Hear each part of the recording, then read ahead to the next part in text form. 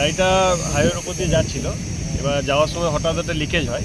এবার লিকেজে সঙ্গে সঙ্গে আমাদের কাছে খবর যায় এবং আমরা তাড়াতাড়ি এখানে আসি।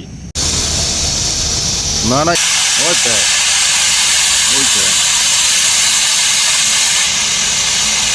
আওয়াজ শুনতে পাচ্ছি।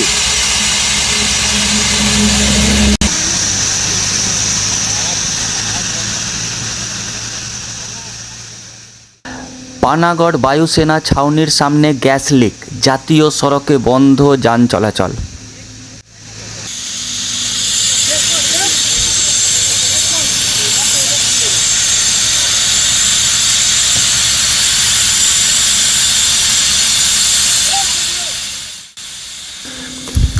গোপালপুর থেকে পানাগড় শিল্প তালুকের দিকে যাওয়ার পথে একটি গ্যাস ট্যাঙ্কার বোঝাই ট্রেলারে থাকা ক্যাপসুল সিলিন্ডার থেকে গ্যাস লিক হওয়ার ঘটনা ঘটেছে।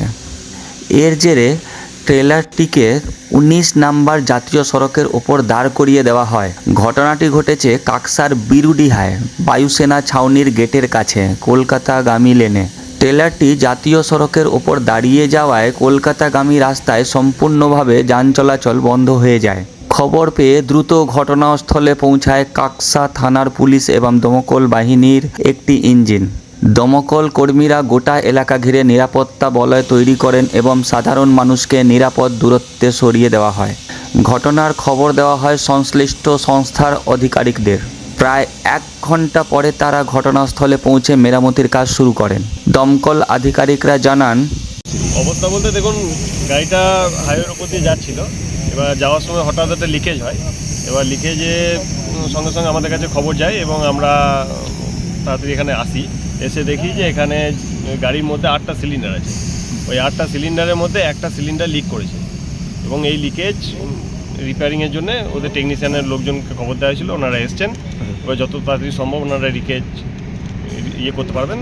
হ্যাঁ, সেরকমভাবে আমাদের পরিস্থিতি এখন কিছুক্ষণ দেখার পর বোঝা যাবে। মানে কারো কিছু হয়েছে নাকি? না না, কোনো কিছু হয়নি। ওখানে জায়গার মধ্যে হয়েছে, কোনো রকম টায়ারও হয়নি, শুধুমাত্র লিকেজটা দেখা গেছে। মানে রাস্তা এখন বন্ধ করা আছে? হ্যাঁ, রাস্তা এখন এই যে রাস্তার উপর হয়েছে সে রাস্তাটা এখন বন্ধ আছে। আপনার নাম? আমার নাম Prakash Pal, fire officer, Panagarh fire station. যদিও বড় কোনো দুর্ঘটনা ঘটেনি, তবুও সতর্কতামূলক ব্যবস্থা হিসেবে জাতীয় সড়কে যান চলাচল বন্ধ রাখা হয়। গাড়ির চালক ও খালাসির সময় মতো ট্রেলার দাঁড় করিয়ে নিরাপদ স্থানে চলে যাওয়ায় কারোর কোনো ক্ষয়ক্ষতি হয়নি।